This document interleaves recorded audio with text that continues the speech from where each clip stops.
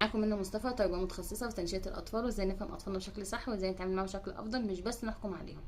تخيلي كده انك خارجه مع ابنك وفجاه بدا يعيط او يجري في المكان او رفض حتى يسمع كلامك وبدا يصرخ ويدبدب في الارض، وقبل ما تلحقي تهدي الموقف ده وتتعاملي معاه بتلاقي حد جايلك كده بيقولك هو ابنك دايما كده، واضح عليك انك مدلعاه. في لحظة واحدة بتلاقي الأم بتتحول من شخص بيحاول يتعامل مع الموقف لشخص تاني بيحاول يدافع عن نفسه قدام الناس.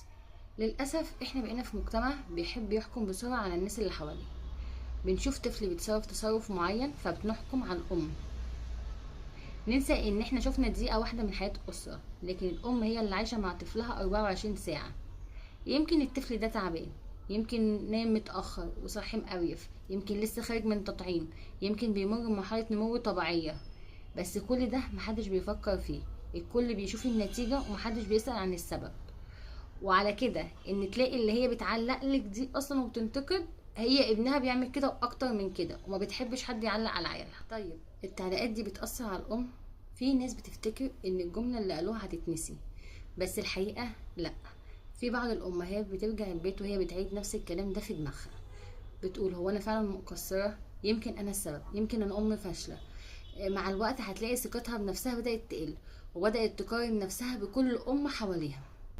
المشكلة هنا مش في التعليق نفسه، المشكلة هنا ان الام في لحظة اتحطت تحت ضغط، فهتلاقيها انفعلت على طفلها، مش لانه هو السبب، لا، لانها بتحاول تثبت للناس ان هي فعلا عرفت تربي.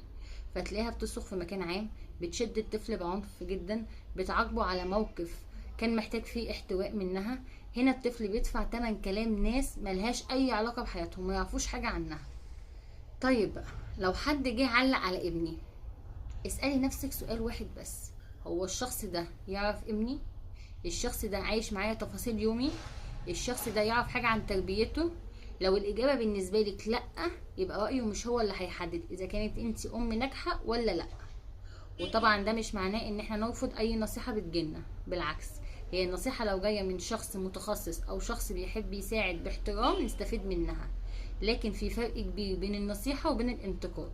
لو انت بقى من الناس اللي بتحب تعلق على اي حد وعلى اي ام، جربي كده تقولي للام مرة: واضح انك تعبانة، ربنا يعينك، ربنا يبارك لك فيه، كل الاطفال كده وبيمروا بمراحل صعبة.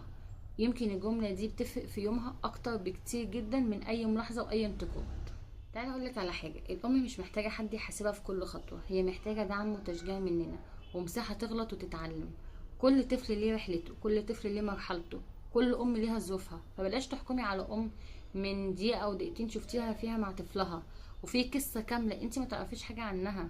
لو عجبك الفيديو متنسيش تعملي لايك وشير وسبسكرايب للقناة عشان يوصلك كل جديد، وتفعلي زر الجرس تحت، واكتبي لي في الكومنتات اكتر تعليق سمعتيه عن طفلك وضايقك وازاي اتعاملتي معاه.